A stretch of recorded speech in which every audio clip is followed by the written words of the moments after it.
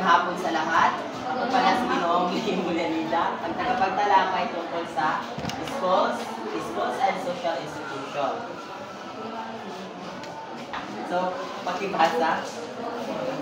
It explores interconnected relationships between schools and fundamental elements in our society, such as family, religion, economy, etc. So, sinasabi na schools and social institution na it shows that education is a big part of how our society works and it's connected to our values and how we live together. Diba? So, good. Yes. So, let's define what is social institution. Ibasa? A group of social positions connected by social relations performing a social role.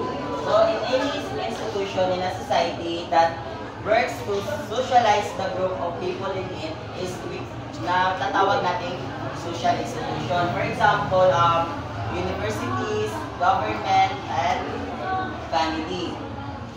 So, there are 5 major of social institution. First is family. Family serves as the fundamental social unit exerting influence on our values and establishing the initial foundation of our educational journey. So, di ba sa family dito natin unang matutunan yung pagiging at matutunan yung mga moral values katulad ng respeto at paggalang sa kapwa. Yun. Correct. Correct. So, second is education. Pakibasa.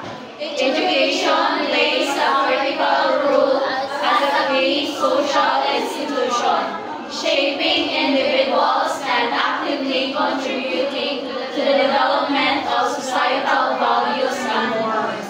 So, naniniwala ba kayo na education is the key to success?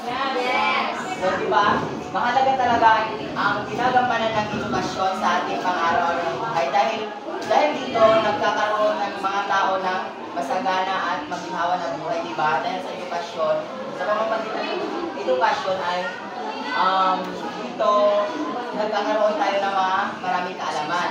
Di ba, kapag nag-a-apply tayo ng trabaho, di ba, isa sa hinihingi na requirements is yung college graduate ba tayo, di ba?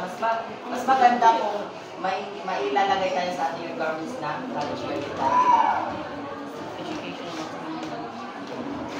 So, the third one is religion. Pakibasa.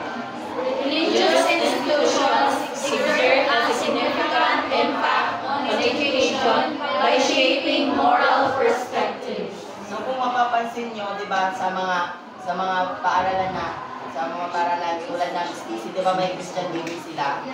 Di ba may Christian living kayo doon? Yes. Dahil sa pamamagitan nun, nagkakaroon tayo ng, or napapalapit ang loob natin sa Diyos, di ba? Yes. So, katulad sa amin doon sa Tigaw, every first week of Friday, di ba yun? May First Friday. First month or first Friday? First Friday. First Friday sa So, yung iba pagpapatuloy ng binibigyan sa iba. Yun lang sa akin. Maraming salamat.